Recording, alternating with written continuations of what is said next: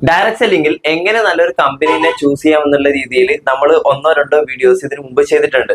ഇന്ന് നമ്മൾ ചെയ്യാൻ വേണ്ടി പോകുന്ന വീഡിയോ എന്ന് പറയുന്നത് ഇപ്പോഴത്തെ അവസ്ഥയിൽ ഒരു കമ്പനീനെ ചൂസ് ചെയ്യുന്ന സമയത്ത് ആളുകൾ കാണുന്ന ഒരു വ്യൂ പോയിന്റ് ആണ്. ആ ഒരു വ്യൂ പോയിന്റിനെ കുറിച്ചിട്ടാണ് ഇന്നത്തെ നമ്മുടെ വീഡിയോ. വളരെ എളുപ്പത്തിൽ പറഞ്ഞു കഴിഞ്ഞാൽ അവർ വർക്ക് ചെയ്ത കമ്പനികൾ, ആ കമ്പനികളിലെ സെയിൽസ്, അതിന്റെ ഒരു പ്രൈസിങ്, അല്ലെങ്കിൽ ഏതൊക്കെ കാറ്റഗറി പ്രൊഡക്റ്റുകളാണ് അവർക്ക് സുപരിചിതമായിട്ടുള്ളത്, അവർ ഇതിനു മുമ്പ് ഡീൽ ചെയ്ത എക്സ്പീരിയൻസ് ഉള്ളത്, അത്തരത്തിലുള്ള പ്രൊഡക്റ്റുകൾ ഡീൽ ചെയ്യുന്ന കമ്പനിയിലാണ് അവർക്ക് വർക്ക് ചെയ്യാൻ താല്പര്യം എന്നുള്ള രീതിയിലാണ് ഒരുപാട് എൻക്വയറീസ് വരാറുള്ളത്. സോ ആ കാറ്റഗറിയിൽ ബെസ്റ്റ് കമ്പനി ഏതാണ്, അല്ലെങ്കിൽ ഇന്ന രീതിയിൽ ചെയ്യുന്നതിൽ ബെസ്റ്റ് MLM കമ്പനി ഏതാണ്, ഈ രീതിയിലൊക്കെയാണ് എന്റെ എൻക്വയറി ലിസ്റ്റിൽ കൂടുതലും വരാറുള്ളത് ഈ അടുത്ത സമയങ്ങളിലൊക്കെ. അപ്പോ അതിന്റെ ഒരു രീതികൾ അല്ലെങ്കിൽ അങ്ങനെയുള്ള കാര്യങ്ങളൊക്കെ ഒന്ന് നോക്കിയ സമയത്ത് ഞാൻ മനസ്സിലാക്കിയ കാര്യം ഇതാണ്: നമ്മൾ ഒരു കമ്പനീനെ സെലക്ട് ചെയ്യുന്ന സമയത്ത് അതിന്റെ പ്ലാൻ നോക്കണം, പ്രൊഡക്റ്റ് നോക്കണം, പ്രൊഫൈൽ നോക്കണം, അല്ലെ, 4Ps, ഫണ്ടമെന്റൽസ്, അങ്ങനെ ഒരുപാട് കാറ്റഗറിയിലുള്ള തിയറീസ് ഞാനും പറഞ്ഞു തന്നിട്ടുണ്ട്, നിങ്ങളുടെ ലീഡേഴ്സും പറഞ്ഞു തന്നിട്ടുണ്ടാവും, അല്ലെങ്കിൽ ഒരുപാട് ആളുകൾ ഇതിനെ കുറിച്ചൊക്കെ ഡിസ്കസ് ചെയ്യുന്നതാണ്. പക്ഷെ ഇത്തരത്തിലുള്ള കാര്യങ്ങളൊക്കെ എല്ലാവരും നോക്കുമെങ്കിൽ പോലും ഈ അടുത്ത് വന്നിരിക്കുന്ന 2-3 രീതികൾ വെച്ചിട്ട് ഞാൻ മനസ്സിലാക്കിയ ഒരു 3 കാറ്റഗറി കാര്യങ്ങളാണ് നമ്മൾ ഇവിടെ ഡിസ്കസ് ചെയ്യുന്നത്.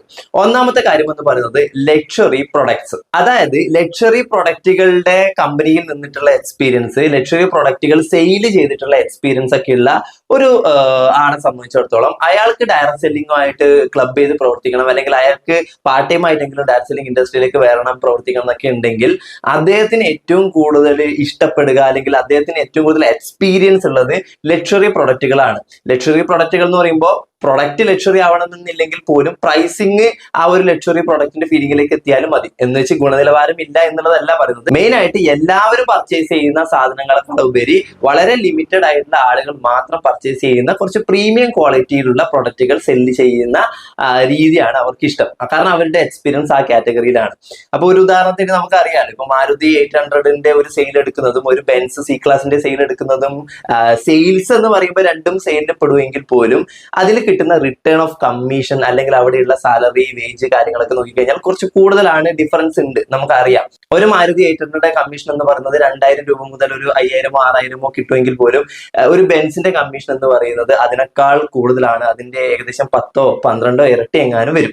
അപ്പൊ നിങ്ങളൊന്ന് ആലോചിച്ച് നോക്കുക, ആ ലക്ഷറി പ്രൊഡക്റ്റുകൾ സെല് ചെയ്യുമ്പോൾ അതിലൂടെ കിട്ടുന്ന കമ്മീഷന്റെ അളവിലും വ്യത്യാസമുണ്ട്. അങ്ങനെയുള്ള പ്രൊഫഷനിൽ നിന്ന ആളുകൾ, അല്ലെങ്കിൽ അത്തരം കമ്പനികളിലൊക്കെ വർക്ക് ചെയ്ത ആളുകൾ, അത്തരം പ്രൊഡക്റ്റിന്റെ സെയിൽസ് ഇഷ്ടപ്പെടുന്ന ആളുകൾ അത്തരത്തിൽ പ്രൊഡക്റ്റുകൾ ഡീൽ ചെയ്യുന്ന കമ്പനി ഏതാണോ ആ കമ്പനികളുടെ പ്രൊഡക്റ്റ് കാറ്റഗറി ആദ്യം നോക്കും. എന്നിട്ട് ആ കമ്പനികളുടെ ഫണ്ടമെന്റൽസും ബാക്കിയുള്ള നമ്മളൊക്കെ സാധാരണ രീതിയിൽ നോക്കുന്ന എല്ലാ കാര്യങ്ങളും നോക്കിയിട്ട് ചൂസ് ചെയ്യുന്നു. അപ്പൊ ആ ഒരു രീതി കൂടുതലായിട്ടും കണ്ടുവരുന്നുണ്ട് ഈ അടുത്തൊക്കെ.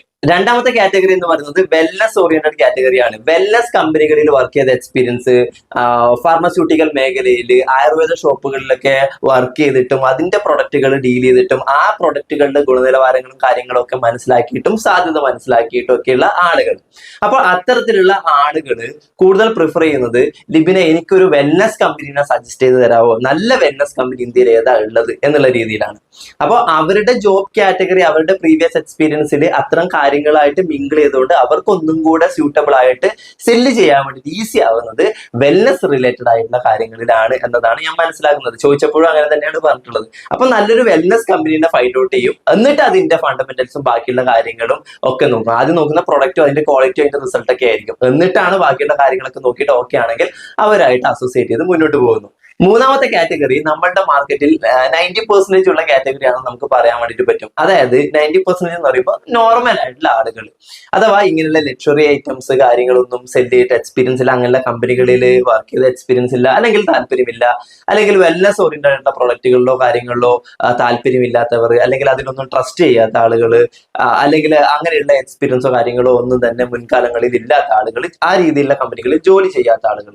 അപ്പൊ അവർക്കൊക്കെ ഒരു ബേസിക് ആയിട്ടുള്ള രീതി എന്ന് പറയുന്നത് കുറച്ച് വെൽനസ്സും ഉണ്ടാവണം, കുറച്ച് ഗ്രോസറി പ്രൊഡക്റ്റുകൾ ഉണ്ടാവണം, കുറച്ച് ഗാർമെന്റ്സ് ഉണ്ടാവണം, house hold items, cleaning items, അങ്ങനെയുള്ള കാര്യങ്ങളൊക്കെ ഉണ്ടാവണം.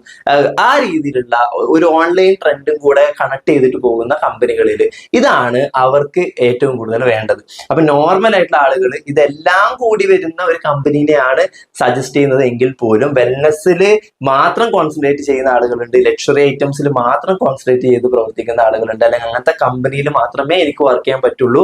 എന്നാൽ മാത്രമേ എനിക്ക് പ്രീവിയസ് എക്സ്പീരിയൻസിൽ ആ പ്രൊഡക്റ്റുകൾ, അതേ റേഞ്ച് പ്രൊഡക്റ്റുകൾ എനിക്ക് വിൽക്കാൻ എളുപ്പമായിരിക്കും എന്ന് പറയുന്ന ആളുകളുണ്ട്. അപ്പോൾ ഒരു കമ്പനീനെ ചൂസ് ചെയ്യുന്ന സമയത്ത് ഇങ്ങനെ ഒരു ചിന്ത കൂടെ ഒരുപാട് ആളുകളുടെ ഉള്ളിൽ വരുന്നുണ്ട് എന്നതാണ് ഞാൻ മനസ്സിലാക്കുന്ന ഒരു കാര്യം.